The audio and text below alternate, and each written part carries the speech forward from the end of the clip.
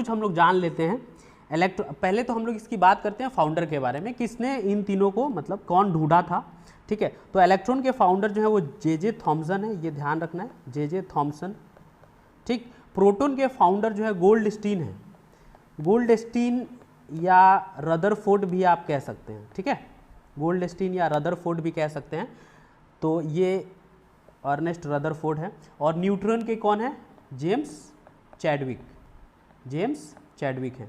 अब इसकी बात कर लेते हैं थोड़ा सा हम लोग इसके चार्ज के बारे में कि इलेक्ट्रॉन पे प्रोटॉन पे पर्टिकुलरली चार्ज क्या होता है। तो इलेक्ट्रॉन पे जो चार्ज होता है दोस्तों -1.6 इंटू 10⁻⁻19 कूलोम, ये याद रखना, चार्ज कूलोम में जो है दिया जाता है। और प्रोटॉन पे यही चार्ज होता है लेकिन प्लस में, +1.6 इंटू 10⁻⁻19 कूलोम। और आपको पता है न्यूट्रॉन पे कोई चार्ज नहीं होता। मास की बात कर ले दोस्तों, तो मास की अगर हम बात करें तो इसका जो मास होगा इलेक्ट्रॉन पे होगा 9.1 इंटू 10⁻31 किलोग्राम। किलोग्राम में देखा जाए तो ये ग्राम में भी आपसे पूछ सकता है। और इसका हो जाएगा 1.6 इंटू 10⁻27 किलोग्राम। न्यूट्रॉन पे भी प्रोटॉन जितना ही लगभग चार्ज होता है, तो 1.6 इंटू 10⁻27 किलोग्राम। एक और बहुत इंपॉर्टेंट बात है दोस्तों, उसको याद रखना है कि कहीं भी अगर कैथोड रे बोले, कैथोड रे इसका मतलब होता है इलेक्ट्रॉन। ठीक है, कहीं भी कैथोड रे बोले तो इलेक्ट्रॉन, और कनाल रेज बोल दे तो उसका मतलब होगा प्रोटॉन।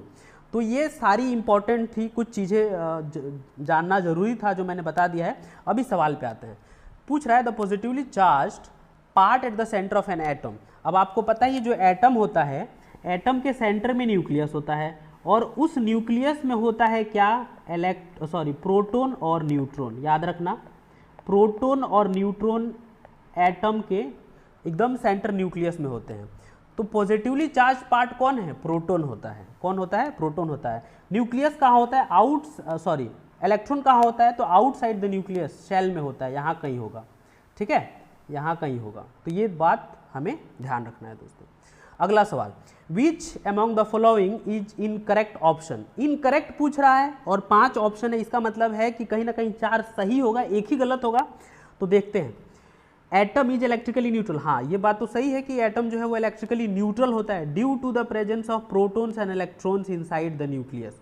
अभी मैंने आपको बताया कि इनसाइड द न्यूक्लियस, एटम के अंदर न्यूक्लियस होता है, लेकिन न्यूक्लियस के अंदर जो होता है वो प्रोटॉन और न्यूट्रॉन होता है, इलेक्ट्रॉन तो न्यूक्लियस के बाहर होता है। देखो कैसे ये घुमाने की कोशिश कर रहा है, इलेक्ट्रिकली न्यूट्रल बोल के प्रेजेंस ऑफ प्रोटॉन और इलेक्ट्रॉन की बात कर रहा है, तो इलेक्ट्रॉन तो नहीं होता है, तो यही ऑप्शन क्या हो गया, गलत हो गया। बाकी 4 ऑप्शन सही है। ठीक है दोस्तों, अब अगला सवाल देखते हैं।